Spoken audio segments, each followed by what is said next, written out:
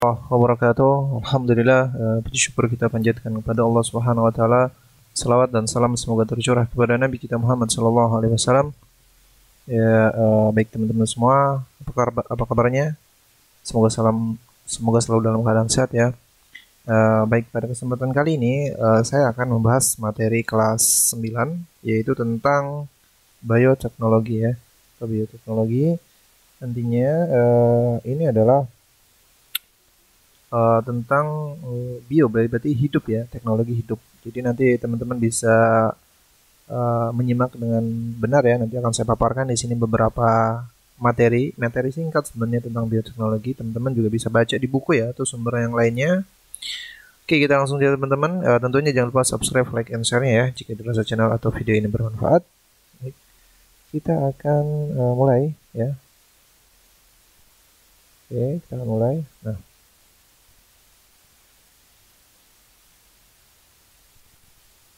oke.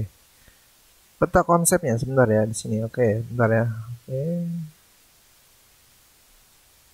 Oke, nah, ini ya. Jadi peta konsepnya ini bioteknologi itu adalah ini sebenarnya teman-teman ya. Nah, saya akan pakai ini, nggak usah dipakai ini. Oke, saya pakai. Jadi bioteknologi ini ada di sini ya. Ya.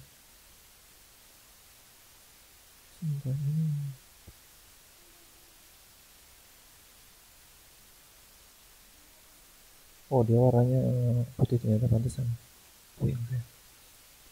Oke, nah ya, di sini ada bioteknologi ya, di sini. Kemudian juga ini bioteknologi pertanian, nanti ada pertanian, juga ada penggunaan mikroorganisme dan bioteknologi ternak. Nah, belajar bioteknologi itu bukan belajar hitung-hitungan ya, ini belajar membaca sebenarnya, belajar literasi, juga belajar praktek di sini ya, atau mungkin belajar kunjungan sebenarnya kalau tidak terdampak COVID-19 ini. Nah, ini ada nanti kan yang kita bahas itu ada kultur jaringan ini. Saya paling senang itu kultur jaringan sebenarnya, pembastaran ya, teknologi nuklir di sini juga ada pengolahan bahan pertanian, ada teknologi hidroponik, juga rekayasa genetika. Juga sama ini, menggunakan mikroorganisme yang sering kita makan ya, ada tempe, roti, yogurt, keju, dan protein tunggal. Kemudian di bidang peternakan juga ada hibridisasi, ada inseminasi buatan, rekayasa genetika. Nah, ini adalah pemanfaatan dari bioteknologi. Sebenarnya sih ada juga sih, bukan hanya pertanian, makanan, peternakan, mungkin bisa yang lainnya ya, kalau memang memungkinkan gitu ya. Tapi yang kita bahas ini ada 3 pokok ini. Pertanian, kemudian juga penggunaan pada makanan, kemudian juga peternakan di sini. Baik teman-teman, kita langsung saja di sini ya. Oke. Agak lama loadingnya dia. Oke, saya akan pakai yang jangan pen ya, saya akan keluarkan dulu ininya. Oke, nah. Karena itu manusia terus berusaha meningkatkan produktivitas ya. Manusia dibekali akal, pikiran, pasti dia berpikir dan untuk apa? Bagaimana cara mencari solusi ya, solusi yang mesti didapatkan dari semakin bertambahnya populasi. Nah, dengan saya pakai laser pointer di sini. Ini, salah kan? Nah, dengan menggunakan teknologi diharapkan masalah kebutuhan pangan dapat diatasi. Tidak hanya pangan sebenarnya ya, tidak hanya pangan ya, tapi bukan budaya, tapi mungkin lingkungan juga. Bagaimana peranan bioteknologi dalam meningkatkan produktivitas pangan? Nah, di sini nanti kita bahas. Nah, pengertian bioteknologi. Bioteknologi adalah cabang ilmu yang mempelajari pemanfaatan makhluk hidup. Jadi, makhluk hidup seperti bakteri, fungi, virus, dan lain itu dimanfaatkan untuk cabang bioteknologi ya, maupun produk dari makhluk hidup seperti enzim, itu alkohol. Nah, dalam proses produksi untuk menghasilkan barang dan jasa. Nah, barang dan jasa ini tentunya memiliki nilai produktivitas yang bisa dimanfaatkan dalam kehidupan manusia ya.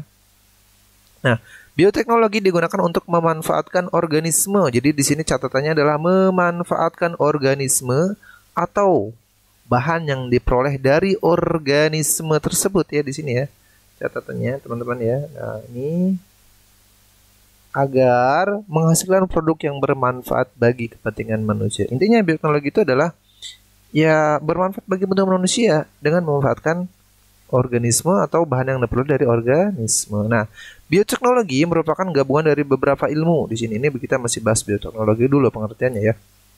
Di antaranya adalah biokimia, ada mikrobiologi, ada mikologi, juga ada fisiologi, ada genetika, terus kemudian juga ada biologi molekuler dan kimia. Nah, ini semua teman-teman ya, ini semua ada ini semua ya. Ya, ini adalah beberapa cabang beberapa ilmu yang berkaitan dengan bioteknologi. Ada biokimia, mikrobiologi, mikologi. Itu adalah nanti akan berhubungan dengan bioteknologi.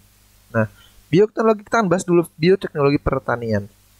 Yang pertama yang sudah peta konsep yang sudah di awal tadi, bahwa yang pertama itu adalah di sini ada kultur jaringan. Nah, ini kultur jaringan. Seperti apa sih kultur jaringan? Kalau teman-teman pernah ke Taman Mini ya, sebenarnya sih enaknya dengan langsung praktek lihat ya, bahwa bagaimana membuat kultur jaringan itu ya. Ini salah satu pengetahuan nantinya. Cuman kondisi lagi COVID-19 ini, mudah-mudahan Allah segera angkat COVID ini ya. Kita tidak bisa kemana-mana, hanya belajar pun lewat media seperti ini. Nah, kultur artinya pembudidayaan. Kita balik lagi ke kultur jaringan. Sedangkan jaringan artinya sekelompok sel yang mempunyai bentuk dan fungsi yang sama. Ingat ya, kita bahas sudah sel jaringan sudah kita bahas ya. Mungkin di kelas 1 atau mungkin kelas 2 ya, IPA. Nah, jadi sekelompok sel yang mempunyai bentuk dan fungsi yang sama. Jadi pembudidayaan sekelompok sel, intinya seperti itu. Nah, yang mempunyai bentuk dan fungsi yang sama. Dengan demikian, kultur jaringan itu di sini ya. Dengan demikian, kultur jaringan atau tissue culture ya, berarti membudidayakan suatu jaringan makhluk hidup menjadi individu baru yang punya sifat sama seperti induknya ya. Jadi membudidayakan suatu jaringan makhluk hidup menjadi dengan sama induk. Ini kalau teman-teman lihat anggrek itu di Taman Mini itu di kultur jaringan semua, sehingga cepat tumbuhnya. Bisa sampai ratusan ya sekali kultur jaringan itu. Ya. Nah, di sini ada tahapan pertumbuhan tanaman dalam kultur jaringan. Ini ada explant ya.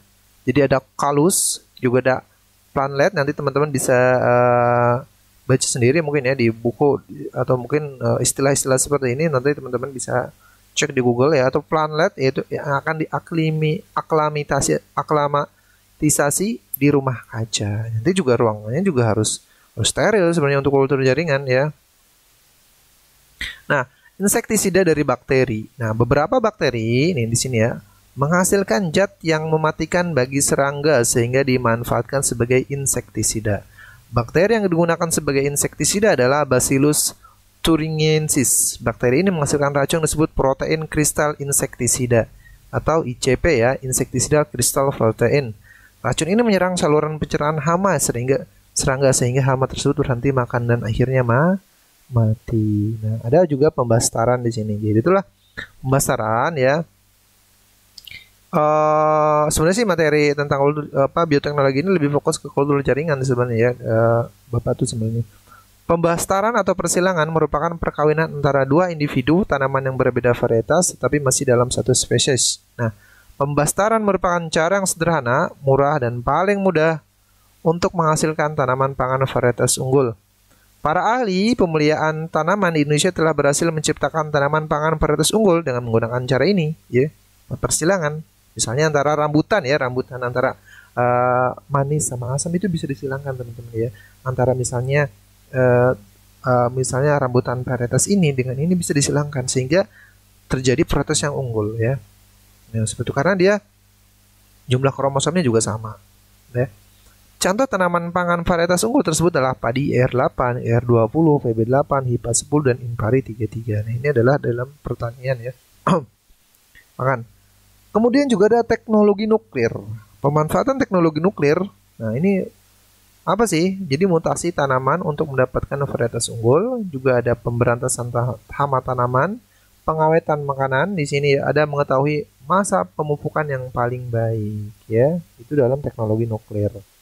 Pengelolaan lahan pertanian. Nah, pengolahan lahan pertanian dapat dilakukan dengan dua cara, yaitu ekstensifikasi, yang itu merupakan ini teman-teman ya ini. Merupakan usaha memperluas lahan pertanian.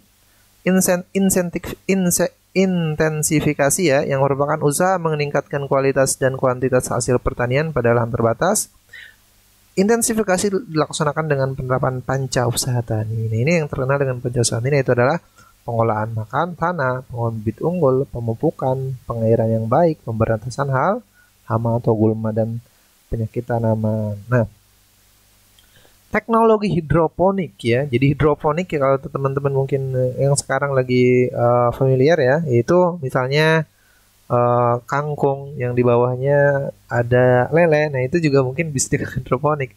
Ataupun jenis yang lainnya seperti aquaponik yang lainnya. Jadi dia tidak menanam tanaman pada tanah sebenarnya. Jadi dia pada media. Nah, hidroponik berasal dari kata Yunani yaitu hidro air dan ponos mengerjakan. Jadi hidroponik merupakan metode bercocok tanam tanpa tanah. Nah, ini ya hidroponik. Media tanamnya dapat berupa kerikil, bisa pasir, sabut kelapa, zat silikat, pecahan batu karang atau batu bata, potongan kayu atau busa ya teman-teman di sini. Nah, keberhasilan hidroponik bergantung pada kebersihan wadah, media dan tanaman yang digunakan. Memang ya hidroponik itu tempatnya harus steril, harus bersih ya. Berbeda dengan ketika kita menanam di tanah, tentunya beda. Keuntungan menggunakan teknik hidroponik adalah hasil tanaman berkualitas tinggi. Dia bersih memang ya, bebas hama penyakit ya memang ya. Penanaman tidak harus mengikuti musim tanam. Iya ya. Jadi tidak harus tanam, tidak memerlukan tanah yang luas serta penggunaan air dan pupuk menjadi lebih hemat. Nah, ini adalah beberapa keuntungan menggunakan teknik hidroponik. Nah, ini ya. Sumber yang ditanam dengan sistem hidroponik ya teman-teman ya. Nah, ada juga di sini ada rekayasa genetika. Rekayasa genetika berarti gen yang direkayasa gitu kan. Ya, di sini rekayasa genetika adalah suatu usaha memanipulasi. Manipulasi itu ya membohongi ya, bukan membohongi ya. Merubah gitu kan, merubah sifat genetika makhluk hidup.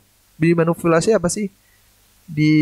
Bukan dirubah juga, tapi intinya usaha memanipulasi, menggandakan gitu ya mungkin ya sifat genetika makhluk hidup untuk menghasilkan makhluk hidup yang memiliki sifat yang diinginkan.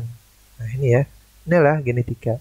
Rekayasa genetika dapat dilakukan dengan menambah, mengurangi, atau menggabungkan dua materi genetika atau DNA yang berasal dari dua organisme yang berbeda. Nah, hasil penggabungan dua materi genetika yang berasal dari dua organisme yang berbeda disebut DNA rekombinan. Nah, organisme hasil dari rekayasa genetika disebut organisme transgenik ya. Nah, di sini ya. Di bidang pertanian telah banyak dilakukan rekayasa genetika untuk menghasilkan tanaman unggul yang dapat meningkatkan produktivitas dan ketahanan pangan. Di antaranya sebagai berikut. Ada tanaman tomat yang tahan busuk ya. Juga mungkin ada semangka yang besar sekali, itu adalah rekayasa genetika ya. Nah, tapi tetap yang namanya rekayasa genetika dia mempunyai kekurangan pastinya teman-teman ya.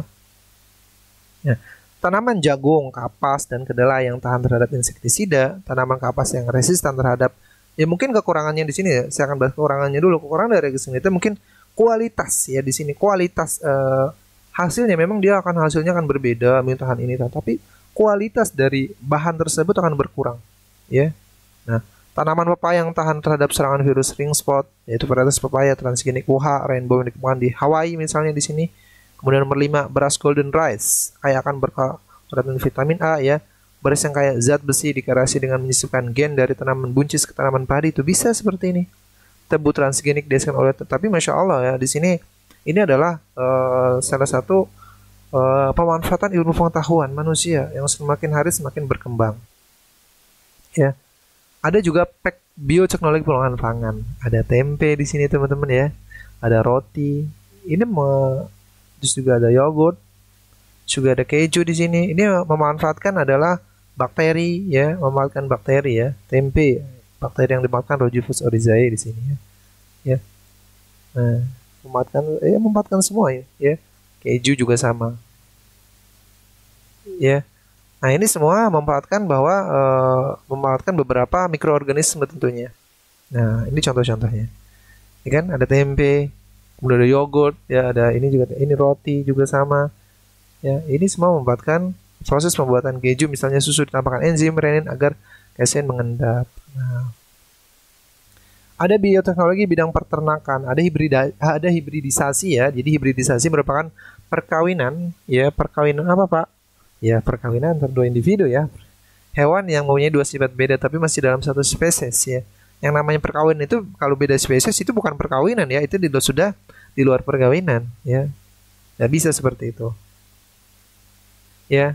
Nggak bisa teman-teman ya. Jadi kalau perkawinan itu ya Allah sudah takdirkan bahwa perkawinan itu harus satu satu spesies. Nggak mungkin kita misalnya ya satu spesies ini yang berbeda tentunya ya. Misalnya antara kambing dengan kuda itu sudah tidak bisa. Itu di luar nalar semua. Kromosomnya juga berbeda. Nah, melalui hibridisasi, seorang ahli pemulia hewan dapat menghasilkan hewan yang memiliki sifat unggul. Sapi Santago Gerotrudis, di sini sapi Brangus, domba Marino, dan ayam Brenggot. Ya ini nama-nama sebenarnya bisa dicari di YouTube sih kalau teman-teman tahu ya. Merupakan contoh hewan yang dihasilkan oleh melalui hibridisasi. Nah, ada inseminasi buatan. Inseminasi buatan merupakan proses pembuahan dengan bantuan manusia, ya. Yaitu misalnya di sini ya inseminasi buatan memiliki beberapa keunggulan, yaitu sperma dari hewan penjantan unggul dapat disimpan, ya. Sperma dari suatu kejepit jantan dapat membuahi banyak hewan betina dan meningkatkan angka kelahiran dengan cepat. Ada rekayasa genetika. Contohnya adalah sebagai berikut. Sapi perah disuntik dengan hormon pertumbuhan sapi di sini. Ada ikan salmon juga diberi gen hormon pertumbuhan dari spesies ikan lain sehingga hanya dalam jangka waktu setahun pertumbuhannya dapat mencapai ukuran yang biasanya membutuhkan waktu 2 sampai 3 tahun, ya. Tapi lagi-lagi yang namanya rekayasa genetika tidak alami ya. Jadi pasti mempunyai kelemahan, ya. Pasti mempunyai kelemahan, ya. Nah, ini saja teman-teman ya pembahasan dari bioteknologi. Jadi teman-teman intinya bisa browsing atau mungkin bisa di YouTube juga mungkin banyak ya tentang bioteknologi itu seperti apa ya, pemanfaatannya ya, apa saja bioteknologi ya. Ini adalah materi yang awal, materi dasar tentang bioteknologi. Mudah-mudahan apa yang saya sampaikan ini bermanfaat ya. Jangan lupa subscribe, like, and share-nya. Saya tutup. Sallallahu alaihi Muhammad walhamdulillahirabbil alamin. Assalamualaikum warahmatullahi wabarakatuh.